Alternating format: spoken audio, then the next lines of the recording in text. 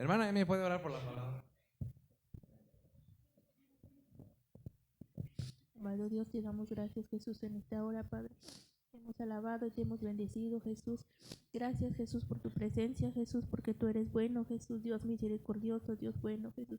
Y en esta hora, Jesús, que vamos a comer de tu palabra bendita, Jesús, que tú vengas, Jesús, con esa porción que necesita nuestra vida, nuestra alma, Jesús, para poder alimentarnos, Jesús, que haga provecho en tu palabra, en nuestro corazón, Jesús, y pueda, Jesús, caer en buena tierra, Jesús, esta semilla, Jesús, para que pueda dar fruto, Jesús, y pueda crecer, Jesús. Te damos gracias en esta hora, Jesús. Amén.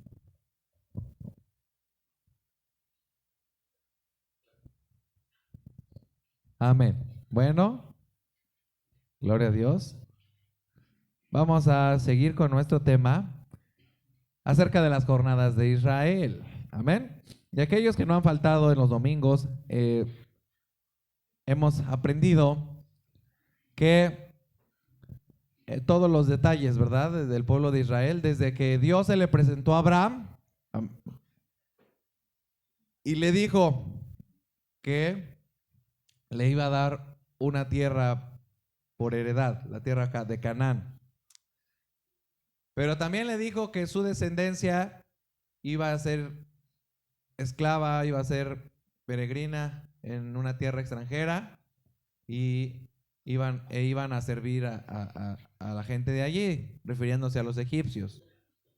También Dios le dijo a Abraham que presentara algunos sacrificios, ¿verdad?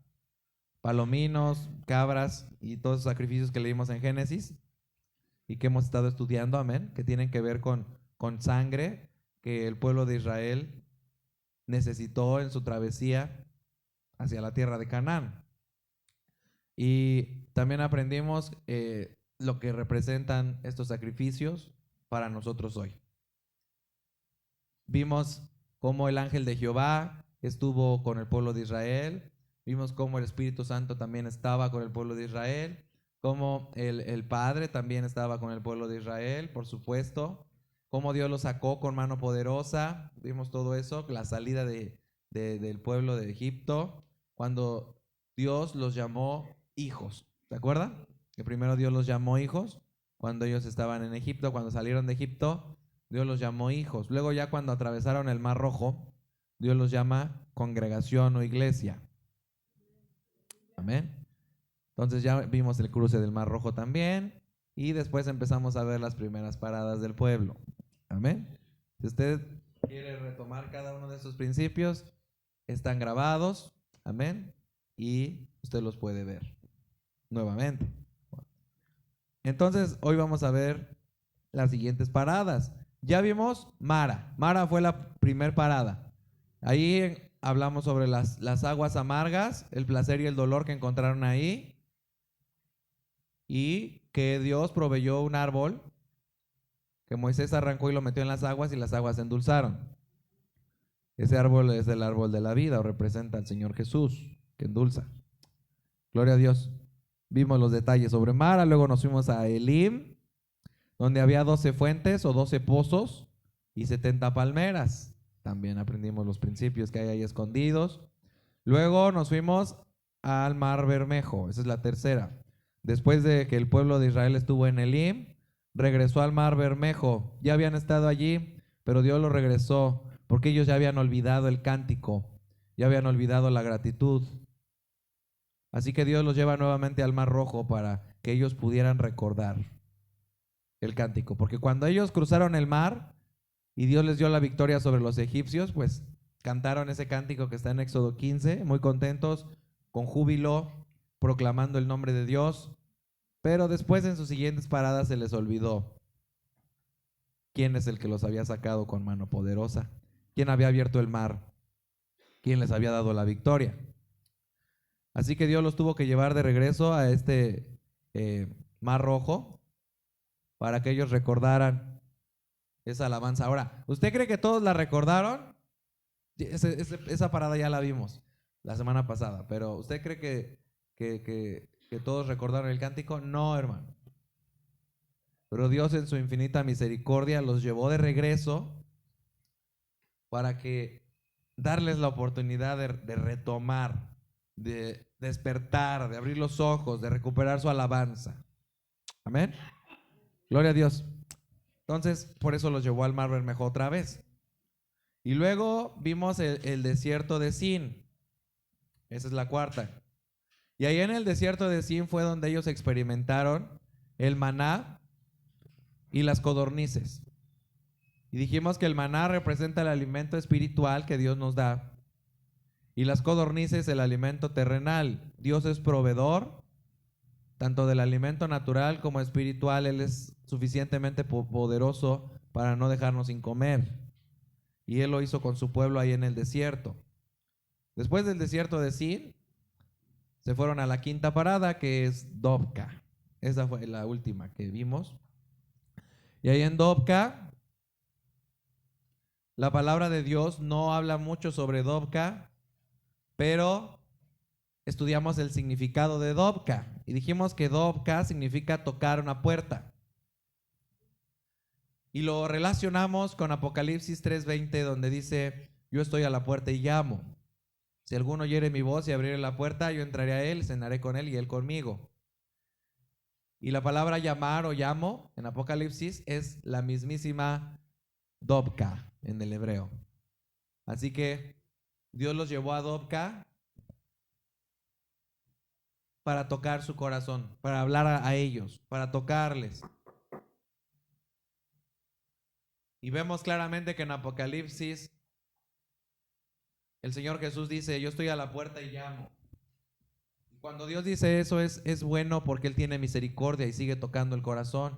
Pero es malo porque si el Señor está tocando por fuera, es porque ya fue sacado. No fue tomado en cuenta. El pueblo de Israel en estas primeras 5 paradas no le dio gratitud a Dios, no lo alabó. A pesar de que Dios los llevó de regreso al Mar Rojo para que recordaran sus alabanzas y su gratitud al Señor, ellos no lo hicieron así. Acuérdense que no aprendieron la dependencia que debían de aprender a Dios por medio de la sangre del palomino que aprendimos. Tampoco aprendieron a ser un líder a través de la sangre del carnero.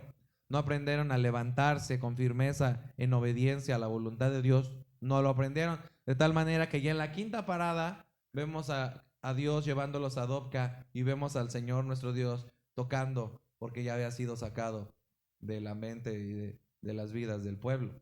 A pesar de que iba con ellos, hermano. Y a veces ese es el peligro que puede correr el cristiano, porque Dios está con nosotros, Dios sigue con nosotros, Dios nos bendice, nos sigue acompañando porque Él es misericordioso y fiel. Pero no lo tomamos en cuenta, no lo alabamos, no hacemos lo que nos toca hacer, hermano. Entonces el Señor muchas veces está afuera tocando nuevamente porque hay dureza en nuestro corazón, porque no le queremos abrir la puerta, porque le decimos: sí, Señor, está bien que soy cristiano, pero hay límites, no quiero, hay cosas que no te quiero tomar en cuenta. Y entonces el Señor en ese sentido se encuentra afuera y por eso dice que está a la puerta llamando, tocando, a ver si alguien le abriera. Gloria a Dios.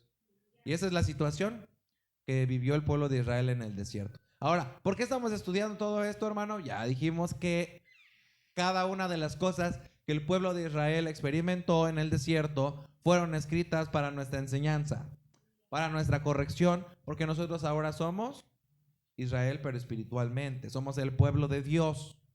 Amén. Y así como Dios los sacó de Egipto, nos sacó a nosotros. Así como Faraón los andaba persiguiendo para volverlos a esclavizar, también el diablo y el mundo los anda queriendo perseguir. Y hermano, y aquel cristiano que se detiene se convierte en presa fácil para que el enemigo lo vuelva a engatusar, lo vuelva a engañar, lo vuelva a confundir para llevarlo otra vez como esclavo. Hermano, pero por eso es que diariamente tenemos que ir a las aguas del nombre de Dios para tener la victoria sobre esos enemigos. Amén. No se trata de bajar una vez a las aguas y ya, y que le echen agüita. Se trata de ir diario a las aguas del nombre, porque hay enemigos que se siguen levantando y quieren tomarnos cautivos, presos y esclavos. Gloria a Dios. Así que nosotros somos este pueblo y vamos hacia la tierra prometida, que es para nosotros la nueva ciudad. Amén. Gloria a su nombre. Así que vamos a ver la siguiente parada, la sexta parada. La sexta parada se llamó Aluz. Aluz, así como suena, Aluz. Con acento en la U.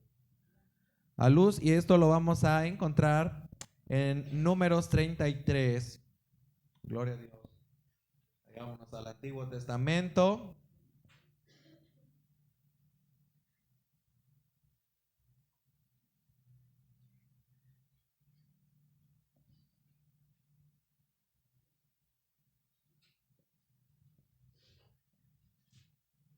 Números 33, amén.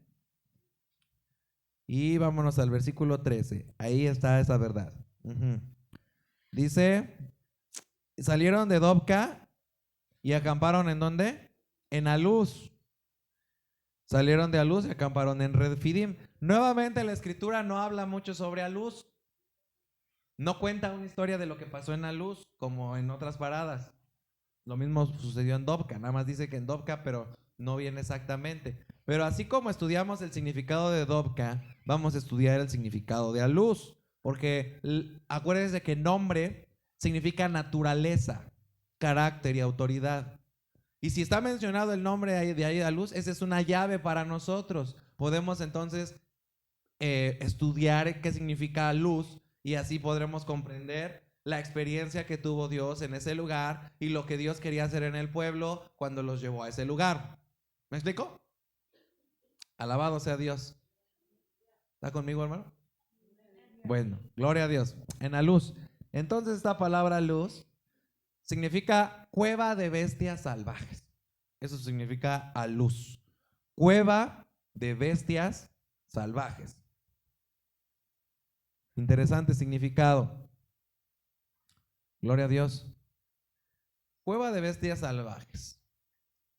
Y eso nos hace pensar en una de las historias más conocidas de la Biblia, que es la de Daniel. Ya que Daniel, acuérdense que estuvo allá en Babilonia. Amén. Y era un cristiano ejemplar. Babilonia no era una nación temerosa de Dios, era una nación pagana. Sus leyes eran paganas. La gente era pagana.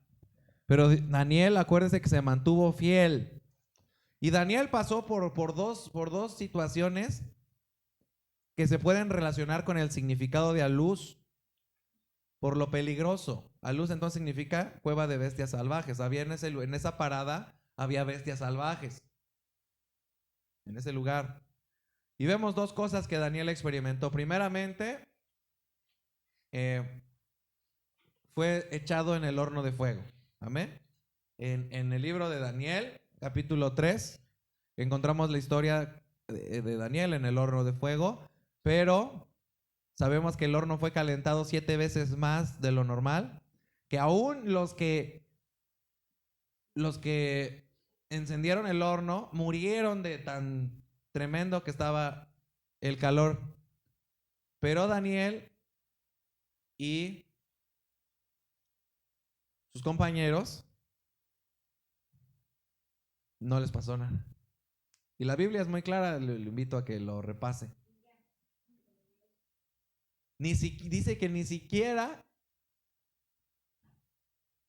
uno de sus cabellos se quemó. Y luego dice que ni siquiera olían ni a humo, hermano. Estaban en un horno de fuego, hermano. No sé, yo creo que con leña lo prendieron en aquel entonces, no lo sé. Yo creo que sí, ¿no? Pero no olían ni siquiera al humo. Dice la Biblia que ni el olor tenía. Y luego más adelante vemos que Daniel fue prosperado a pesar de las circunstancias que vinieron a su vida. Un hombre de Dios. Y nuevamente había otros, ¿verdad? Dice la Biblia, los sátrapas, la gente que trabajaba con Daniel en los altos mandos del país. Y le tenían envidia porque Daniel había sido puesto por encima de ellos. Eso está en Daniel 6, capítulo 6. Y fue puesto Daniel por encima de ellos. Así que como le tenían envidia, pues empezaron a decir, vamos a conspirar en contra de Daniel para quitarlo del camino. Y como no le hallaban defectos, como no le hallaban por dónde atacar, pues entonces dijeron, vamos a llegarle por su fe. Así que propusieron al rey que dijera un edicto en que nadie podía orar a ningún otro dios, que no fuera el rey o un dios del lugar de Babilonia. Y pues él inocentemente pues les hizo caso, ¿no? Porque eran sus ayudantes, era gente de confianza, pues él les hizo caso, pero no sabía que ellos lo hicieron para que Daniel entonces se deshicieran de él. Y entonces el edicto fue que el que no hiciera caso iba a ser lanzado en el foso de las fieras, de los leones, ¿no? Así que estuvieron espiando a Daniel y lo atraparon orando porque era una persona de oración. Pero algo que dice muy precioso en la historia es que dice que cuando Daniel se enteró del edicto del rey, cuando Daniel se enteró que nadie podía clamar a otros dioses, Daniel abrió las puertas y las ventanas de su casa y se puso a orar para que lo vieran.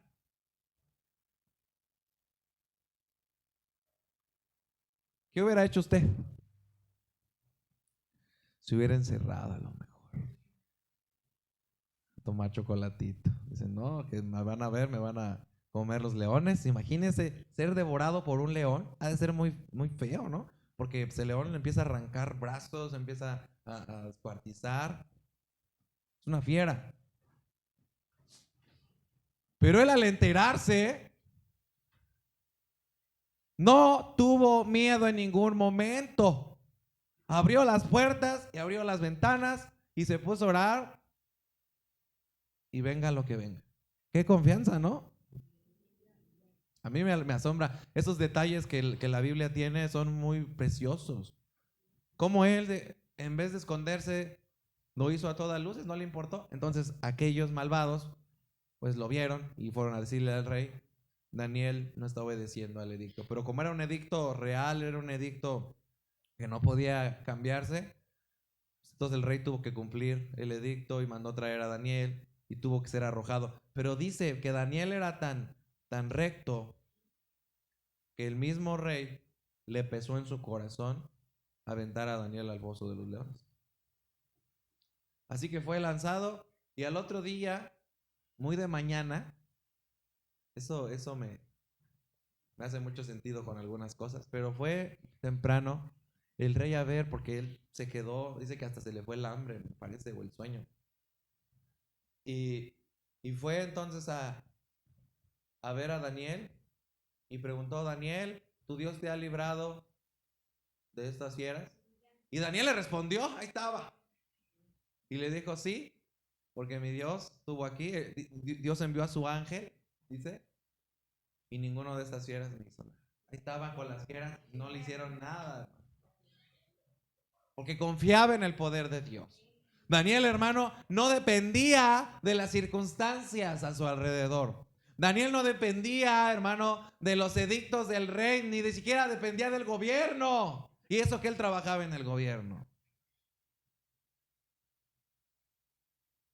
¿Sí me explico? No tenga usted miedo de la gente que gobierna. No, hermano. Primero tema a Dios como Daniel lo hizo. Temamos a Dios como él lo hizo. Hermano, no le interesó, abrió las ventanas y abrió las puertas, hizo lo que él tenía que hacer en su lado consciente. Y hermano, hemos aprendido que cuando hacemos lo que nos toca hacer, Dios hace el resto. Dios nos libra. Gloria a su nombre. Pero hermano, el pueblo de Israel cuando fue a esta parada de a luz, no había aprendido a depender de Dios a través de la sangre del palomino, ni había aprendido a ser un líder. Daniel sí había aprendido a ser un líder, porque él se levantó, a pesar de que nadie se levantaba, él oraba 3 veces al día, dice la Biblia, y cuando se enteró de la situación, él no le importó, siguió teniendo esa fortaleza de la sangre del carnero, y abrió sus ventanas, y abrió sus puertas, y dijo, yo voy a buscar a Dios, no porque una persona se atraviese, lo voy a dejar de buscar. Y cuando se llegó el momento de la hora de la verdad, no se echó para atrás. Otro hubiera sido, le hubiera dicho al rey, no, sabes, perdóname, rey, porque traspasé tu mandamiento, ten piedad de mí, no me avientes a ese lugar. Él no hizo eso. Él confiaba en que Dios, así como lo había ya librado del horno, lo iba a volver a librar. Y así fue.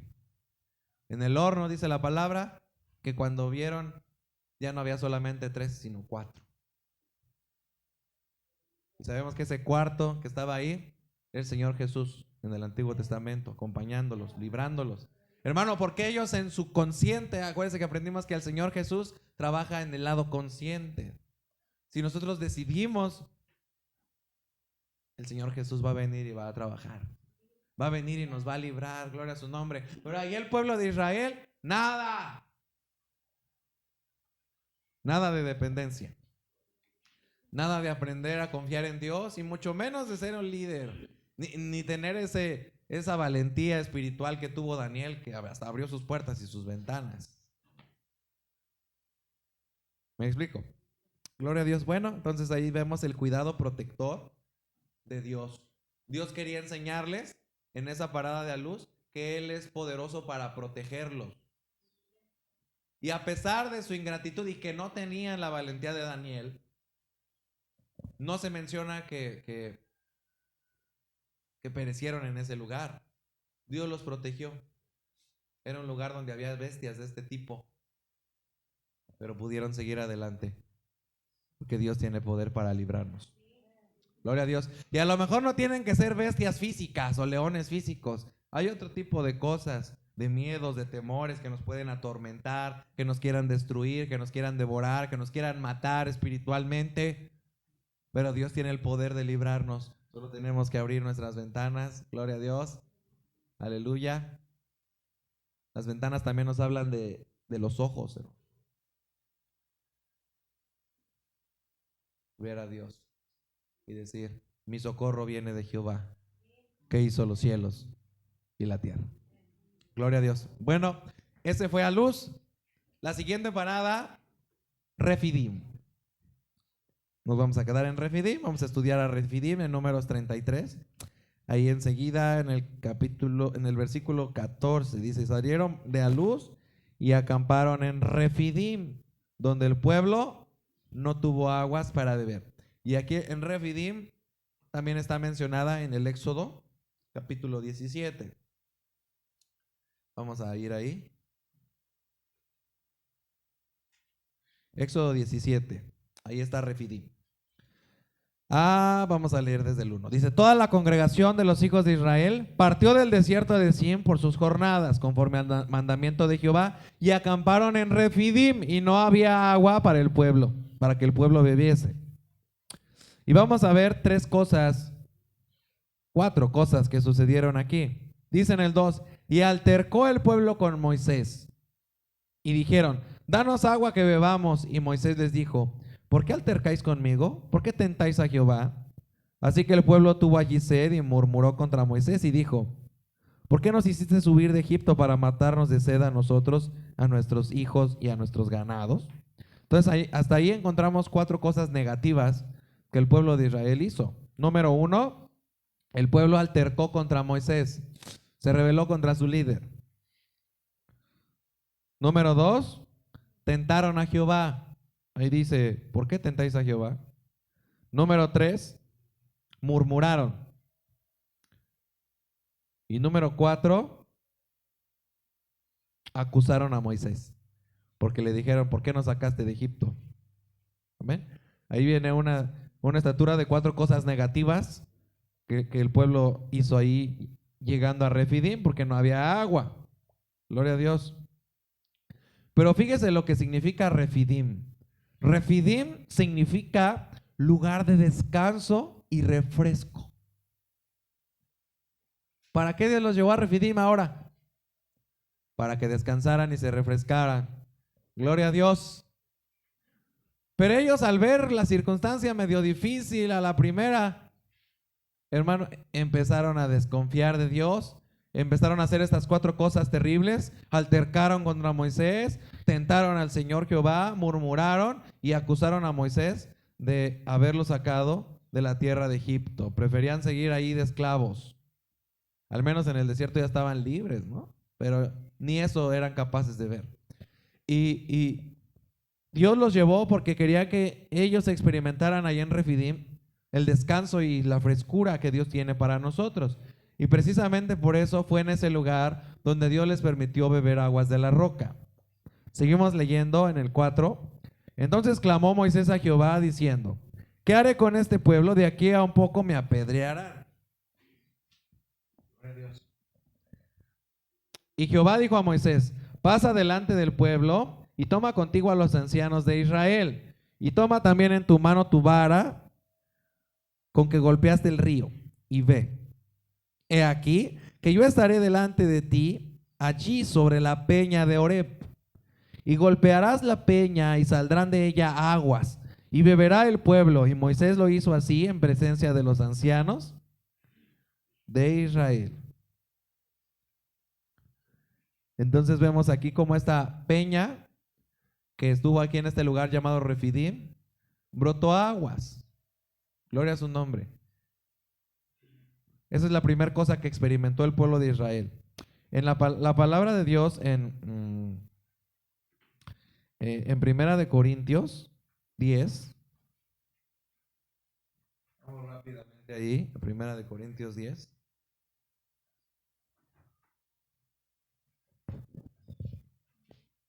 Y en el versículo 4, desde el 2 dice: y todos en Moisés fueron bautizados en la nube y en la mar. Y todos comieron el mismo alimento espiritual.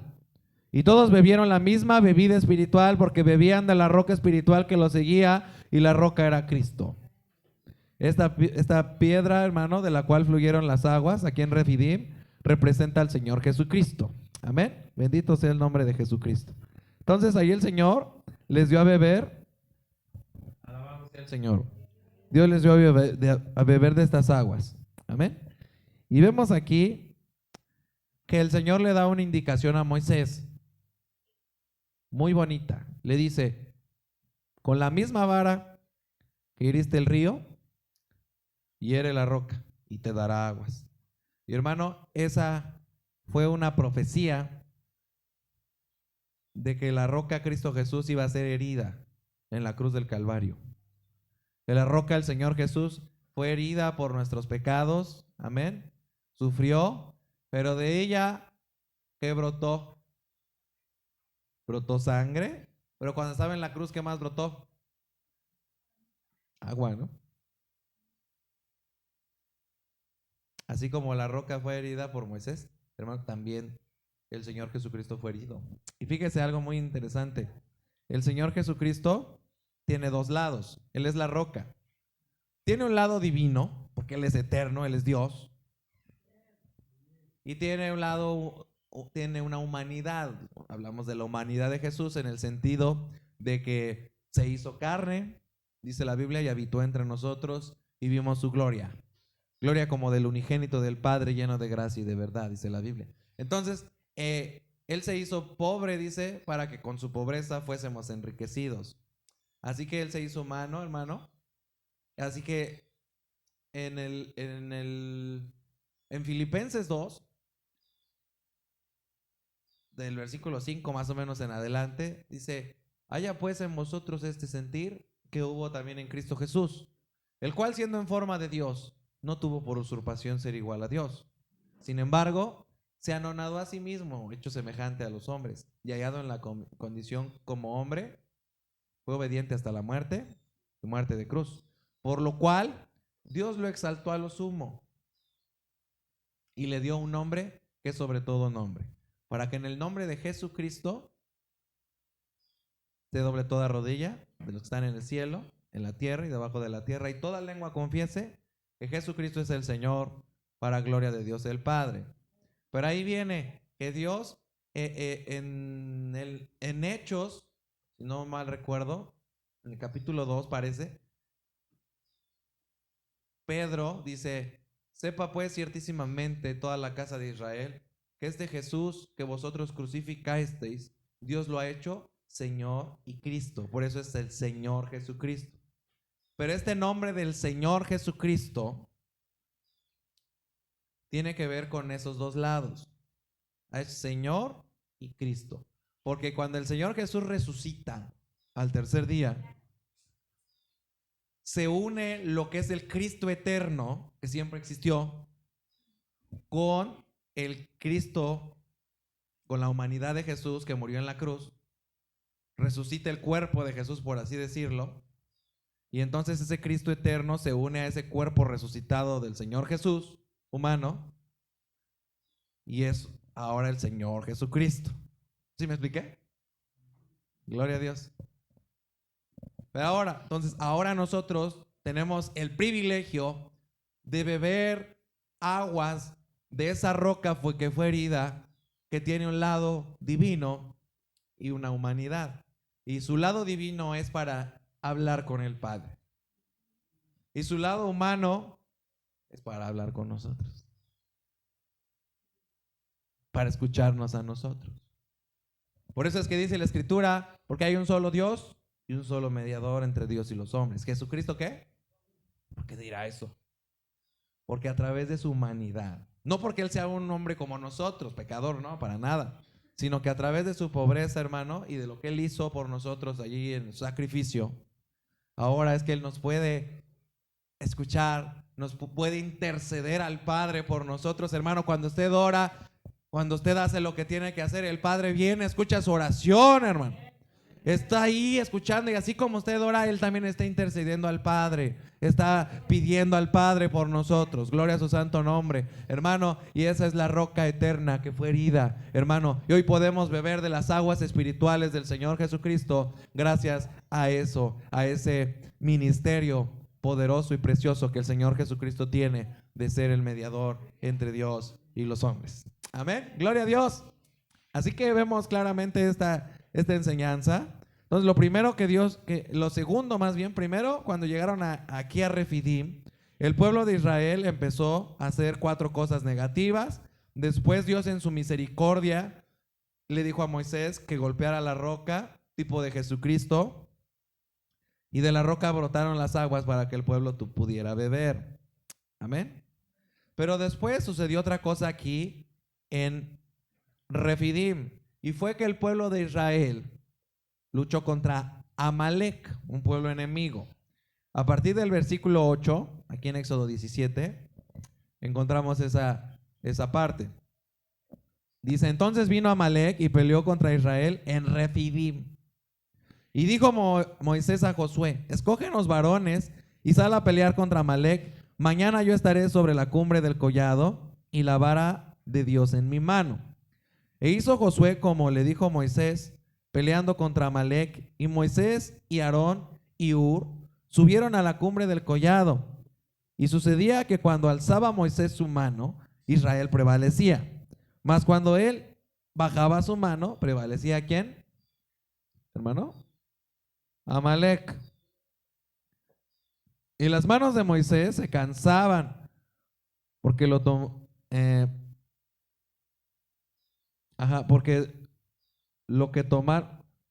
por lo que tomaron una piedra, y la pusieron debajo de él, y se sentó sobre ella. Y Aarón y Hur sostenían sus manos, el uno de un lado y el otro del otro. Así hubo en sus manos firmeza hasta que se puso el sol. Y Josué deshizo a Amalek y a su pueblo a filo de espada. Y Jehová dijo a Moisés: escribe esto para memoria en un libro, y di a Josué que raeré del todo la memoria de Amalek de debajo del cielo. Y Moisés edificó un altar y llamó su nombre Jehová Nisi, que significa Jehová es mi estandarte o mi bandera. Y dijo: por cuando la mano de Amalek se levantó contra el trono de Jehová, Jehová tendrá guerra con Amalek de generación en generación. Entonces vienen los amalecitas y pelean contra el pueblo de Dios, pero hay algo muy poderoso y es una lección muy importante que debemos saber. Moisés era el que iba al frente del pueblo, pero había dos personajes que le ayudaron a Moisés cuando ya se le habían cansado los brazos de levantar la vara. Dice que cuando él levantaba esta vara con sus manos hacia arriba, prevalecían los israelitas. Y cuando se cansaba y las bajaba, empezaba a ganar Amalek. Y hermano, es algo muy interesante. Ellos bebieron de la roca. Hermano, y es lo mismo que nos sucede a nosotros. Nosotros estamos bebiendo de la roca espiritual, del Señor Jesucristo. Amén. Pero estamos en una batalla. Dios nos lleva a estas paradas a nosotros también. Somos su congregación, somos su iglesia. Y nos lleva a estas paradas, gloria a su nombre. Y hay enemigos que tenemos que vencer juntos. ¿Moisés salió solo a la batalla? ¿Aarón salió solo a la batalla? ¿Ur salió solo a la batalla? ¿Josué? ¿El pueblo? Que no nomás estaban ellos, estaban los demás del pueblo también ahí empujando. No salieron solos. Las batallas se ganan en hermandad. Porque hermano, lo primero que el enemigo quiere hacer es dividir. Lo que el enemigo quiere hacer es que en vez de que estemos unidos, no, ya viste a este hermano, ya viste esto, ya viste aquello. Que empecemos a ver los errores de los demás y empecemos a criticarlos y empecemos a menospreciarlos, a romper la hermandad, a romper la unidad. Gloria a Dios. Pero Dios nos ha llamado, hermano, así como bebemos de la roca espiritual que es Cristo Jesús. Dios nos sale. ¿Cómo es que el pueblo de Israel pudo vencer en contra de Amalek? Pues porque levantaron el nombre. La vara nos habla del nombre de Jehová. Levantaron el nombre, hermano. Gloria a Dios. Ahora, ¿qué significa levantar el nombre, hermano? Pues significa estar en hermandad. Significa alabar a Dios. Significa no murmurar. Significa dejar de hacer las 4 cosas que hicieron los israelitas al principio, cuando llegaron aquí a Refidim. A ver, ¿cuáles fueron? Altercaron contra Moisés, tentaron a Jehová. ¿Qué más? A ver. Murmuraron y le reclamaron a Moisés, ¿no? Que por qué los había sacado. Hermano, 4 cosas que debemos evitar para permanecer unidos, levantando el nombre de Dios. Hermano, ahí ellos lo pisotearon. Hasta estaban tentando al Señor, estaban diciendo, o sea, si ya los había sacado, su misericordia los regresó al Mar Rojo, les dio las 70 palmeras, las fuentes de aguas, endulzó las aguas, tocó a la puerta de su corazón, y aún así dudaron de que Dios los iba a dar la frescura en ese lugar, de que Dios les iba a dar el descanso. Hermano, para permanecer en unidad tenemos que hacer estas 4 cosas. No estar en contra del que va al frente. No tentar a Dios, no dudar de Él, ¿no? No decir, ¿será que Dios lo podrá hacer? ¿Será que va a ser posible? O sea, a lo mejor para ustedes no, para mí no, hermano, pero para Dios sí es posible, gloria a su nombre. No empezar a decir, no, pues mejor estábamos antes de ser cristianos, mejor estábamos hace mucho tiempo. Ahora, ¿a dónde nos ha traído Dios para matarnos? Dios nos ha traído a este lugar, Dios nos ha traído a esta situación porque quiere acabar con nosotros. ¡Qué malvado es Dios! Pues ni Dios es malvado, ni nada de eso. Dios nos trajo aquí, hermano, para que levantemos el nombre. Para que estemos juntos, para que estemos, hermano, en armonía, en unidad, no murmurando, no señalando, no criticando, amén. Gloria a Dios. Porque la esposa del Cordero viene levantando el nombre de Dios. Gloria a su nombre. En aquella segunda venida que hemos mencionado mucho, al final de la gran tribulación, el Señor Jesucristo vendrá para acabar con el anticristo. ¿De acuerdo? Pero no viene solo, viene acompañado de los ejércitos celestiales, que es su esposa. ¿Cómo sabemos? Porque estos ejércitos vienen vestidos de lino finísimo. ¿Y cómo cree que vienen estos ejércitos? Estamos hablando de la batalla de Amalek, no cree que ya se me fueron las cabras, hermano. Es una batalla. ¿Cómo es que viene la esposa con Jesús? Vienen como un ejército.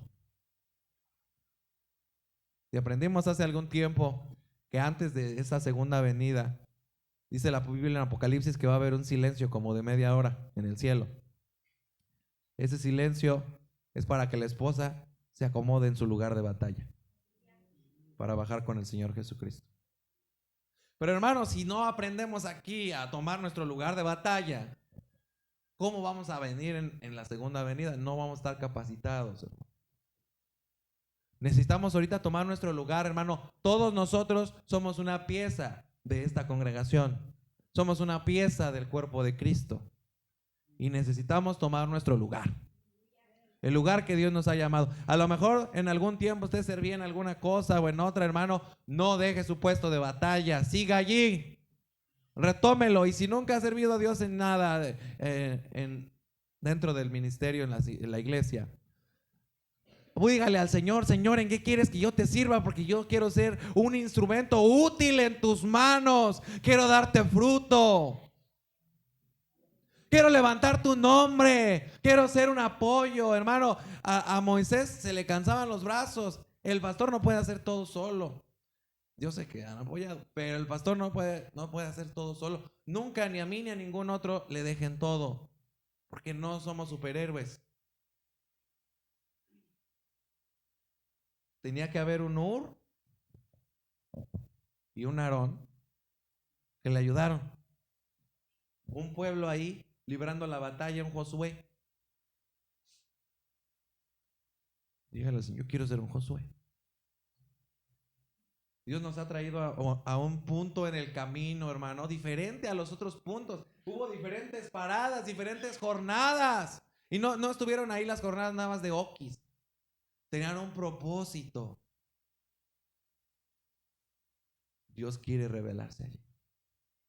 Dios quiere darnos la victoria. Dios quiere que tengamos la unidad. Dios quiere que de nuestra boca salga un cántico de gratitud, de alabanza, de entrega al Señor nuestro Dios, ya que Él, hermano, durante muchísimo tiempo nos ha estado alimentando del maná escondido, nos ha estado dando a beber las aguas de la roca. Cristo Jesús nos ha dado victoria sobre victoria, hermano. Entonces, dejemos a un lado, por favor, la murmuración, la queja, la duda. ¿Será que Dios va a hacer algo en esta situación que parece imposible? No, hermano, hagamos lo que nos toca hacer conscientemente, lo que sabemos, lo que es obvio que tenemos que hacer. Y Dios va a empezar a darnos la victoria. Levantemos el nombre juntos, seamos un apoyo los unos de los otros. Y entonces Dios va a pelear la batalla con nosotros. ¿Qué fue la promesa que Dios le dijo al final al pueblo? Que Él iba a raer la memoria de Amalek. Raer significa desaparecer, que no quede rastro de que existieron. Eso significa raer. Los enemigos que se puedan levantar en contra de nosotros, hermano, si nosotros levantamos el nombre de Dios juntos, el Señor promete raer su memoria. ¿Me escuchó? El Señor promete que esos enemigos que se levantan, hermano, sean deshechos, sean destruidos por el poder maravilloso del Señor nuestro Dios. Gracias a Dios por Cristo Jesús, Señor nuestro, que nos da la victoria y nos da el privilegio de levantar su santo nombre. Puede ponerse en pie en esta tarde. Dale gracias a Jesús. Gracias a Dios por el privilegio que nos da de levantar el nombre juntos. Gracias a Dios por el privilegio que nos da. Gloria a Dios. Y hablamos de muchos temas, hermano, pero de un solo al mismo tiempo. Y a veces lo hago a propósito, porque usted tiene que aprender a tejer los hilos de la palabra de Dios, porque todo tiene relación. Y cuando Dios abre los ojos del entendimiento de uno, hermano, entonces un principio de otro lado se conecta con este. Y eso es algo hermoso, maravilloso. Es otro nivel de entendimiento, otro nivel de comprensión. Y si vamos a caminar juntos, hermano, tenemos que tener esa visión, esa costumbre, esa idea. Amén. Permitir que el Señor haga lo que tenga que hacer en nosotros. Esa es su voluntad. Amado Padre, gracias te damos por tu palabra. Gracias te damos por tu voz. Gracias te damos por tu presencia. Gracias te damos por tu espíritu, Señor. Gracias porque tú siempre llegas a tiempo. Gracias porque tú eres fiel. Y así como estuviste con el pueblo de Israel, hoy estás con nosotros. Nunca nos has dejado. Nunca nos has desamparado. Tu mano nunca se ha acortado para bendecirnos. Tu mano está sobre nosotros. Vivimos al amparo, al abrigo de tus alas. Gracias, Jesús, por lo que en esta mañana nos has mostrado. Gracias, Padre, por lo que has hecho en nuestra vida, Padre Santo. Gracias por tu fidelidad. Gracias por tu amor. Gracias por tu bondad, Señor. Pon en nosotros la sed para que vengamos a ti, que eres la roca de aguas vivas, y bebamos y nos saciemos y descansemos en ti. Gracias porque en este día de reposo podemos venir a la roca y descansar y experimentar ese descanso precioso que el mundo no nos puede dar, que nada nos puede dar ni nos puede satisfacer, solamente tú. Señor, bendice tu palabra en cada corazón, bendice tu palabra en cada mente, bendice tu palabra, Señor, en cada uno de nosotros. Señor, ayúdanos, ayúdanos, ayúdanos, porque fiel es el que lo ha prometido, el cual también lo hará.